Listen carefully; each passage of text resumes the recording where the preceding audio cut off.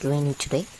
But what does the drawing have to do with alevel mechanics syllabus 4.1 forces and equilibrium of paper 4? Well, sure does have something to do, and let's see what happens to a raindrop that is falling from the cloud. Well, the answer is obvious. It starts to move, and that is correct. It starts to move in the downward direction. So, the raindrop moves downward direction.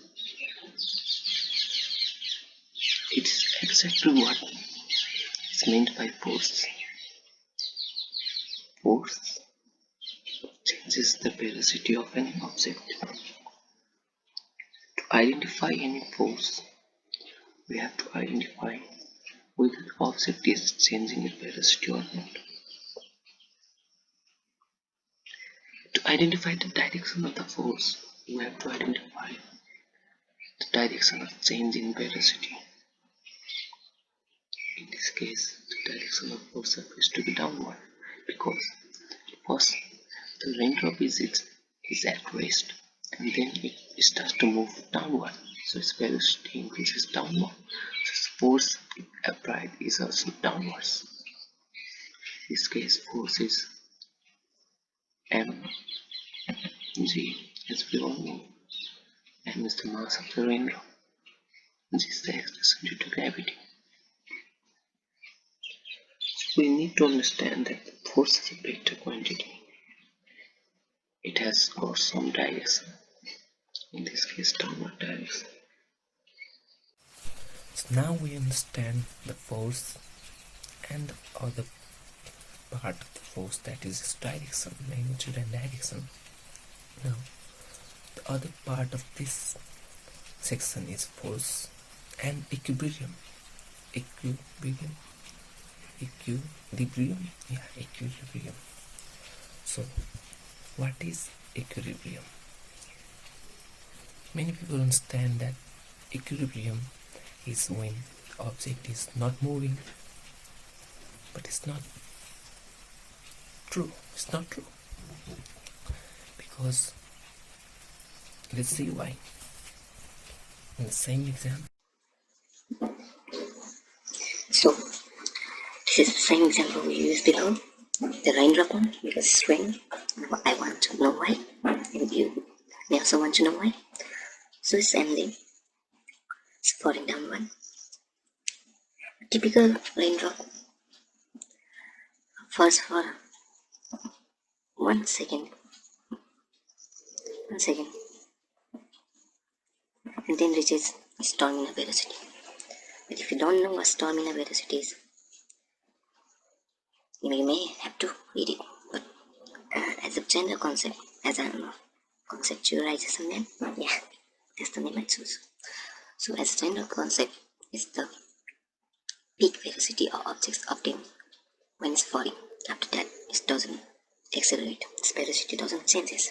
And as you may have remembered from the previous part of this video, if its velocity doesn't changes, it has got no net force acting on it. And that is exactly what equilibrium is. It's when an object is in condition where no net force is acting on it. Even here, after falling for 1 second, the raindrop attains velocity of 9.8 meter per second. After that, it reaches its terminal velocity. So, mg, the same magnitude force that mg has, is also exerted in upward direction. So, what exerts this force? The air, the atmosphere. Air. Everywhere there's air. And this air provides the frictional force that opposes the motion of the body to provide this mg in upward direction for the equilibrium to be established. Now, what is frictional force? Before that, we have to know that Next, contact force. Contact force. There are two types of contact force in mechanics of area. One is normal force and another is frictional force. But they are quite related. Let's say, for example, the copy I have kept on the table experiences normal force because the copy has some weight, and the weight is pushing copy downwards to the center of the earth. So why isn't the copy going through the table, through the earth crust, to the mentor, to the core of the earth? Why isn't the copy thus falling down? It's because this table is also pushing the copy upwards, and that upward force pushed by the table is known as normal force. It's of the same magnitude but in opposite direction. It's of the same magnitude but in opposite direction. So normal force is the consequence of actually electromagnetic force. The copy's base is made out of, as you know, atom. The table is made out of atom. Both atom, when in close proximity, repel each other. So repelling is not only in one direction. It doesn't mean copy pushes down. It means they both repel each other. So equal and opposite forces applied. That's why normal force is always there. Even when I'm sitting in this chair, there's normal force. Now let's talk about frictional force. This copy frictional force comes into action when something starts moving. When it starts moving, at first I will provide just a bit of force. It's not moving. But if I gradually increase my force, even now it's not moving. But if I increase it more, it starts to move. What happens is, when I start to push it in front of the camera, towards the camera, the force that opposes motion comes into action. Frictional force depends on the normal force. The greater the normal force, the more is the frictional force. Actually, there is a formula, but I am a conceptualization man. I don't use formula. So let's see. It's moving. Let's see why it's moving like that.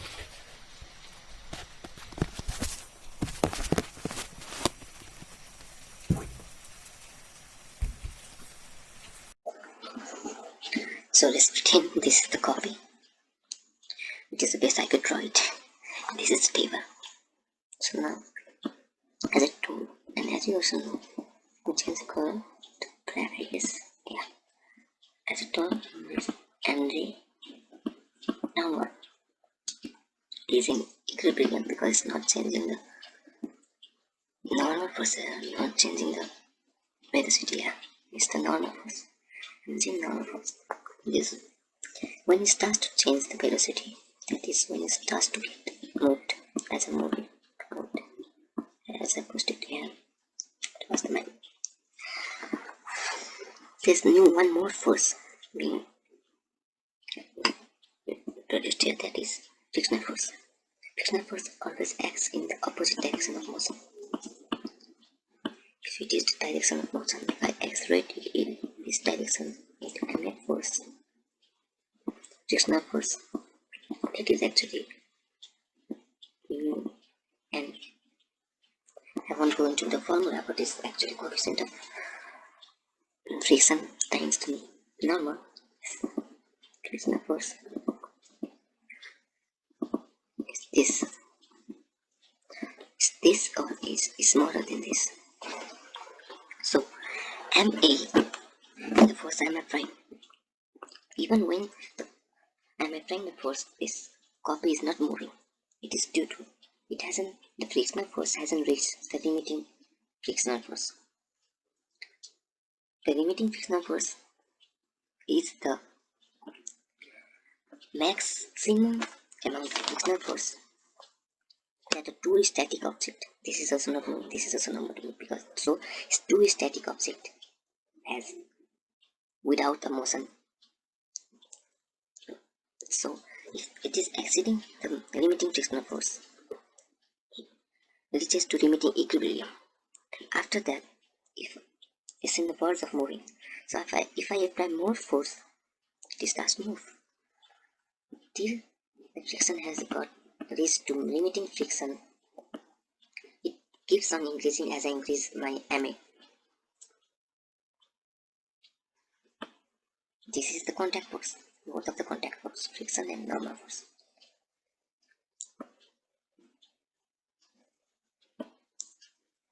This mu is actually the ratio of the frictional force by normal force. The model I just used was smooth contact model. That means that this copy and this paper both are perfectly smooth objects. Not perfectly, but smooth objects. But in reality, that's not true. The surface area of this copy, the whole surface area is not touching the same surface area of the table. There may be gaps between them. You may not understand now, I'll show it in the laptop. So,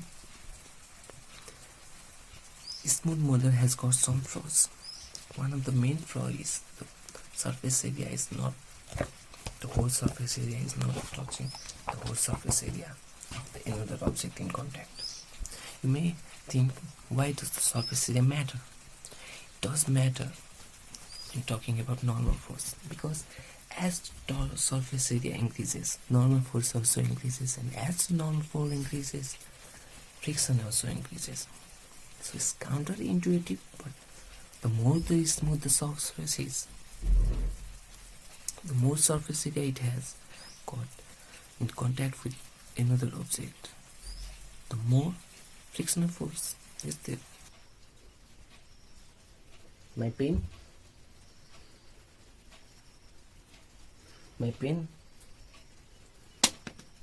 just lifted the earth upwards. I said the earth came up. How's that possible? Well, it is said by Newton, and I agree with it. It's due to Newton's third law. Every force has equal and opposite force. Actually, the terminology that every action has equal and opposite reaction is quite misleading, because it tells us that there is first the action and then the reaction, but there is no such thing. Action and reaction is the one and the same and works exact the same time, same moment. It's not like first action happened, first my pen fell down and then earth came up. Not like that. While my pen was falling, oh my god, the ball is gone. Wait a second. Okay. When my pen was falling, when my pen was falling, the earth was also coming up. Because let's see why. Because And this picture is not to scale. I may not have to mention that, but in case 5 years old are watching, this drawing is not to scale. So this was my pen, this was my earth. This is my earth, sorry. It's not like this was my earth. Now it's white color.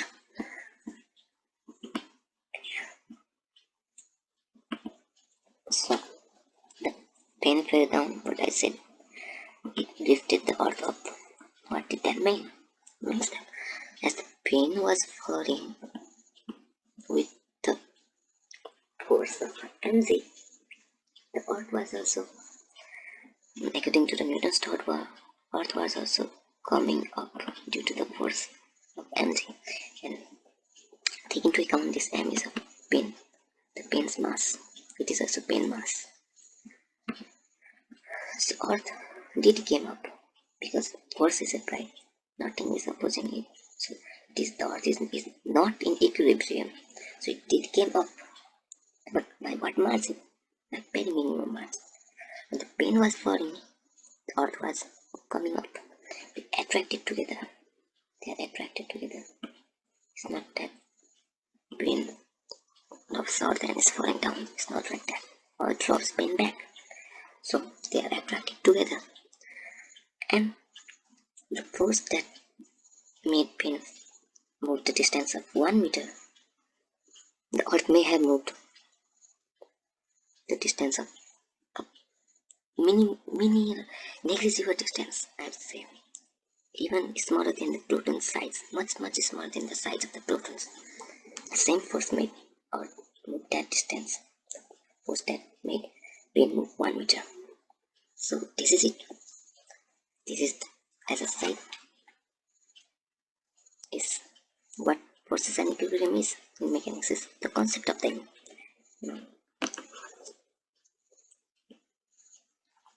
Thanks for watching. And yeah, it's still raining.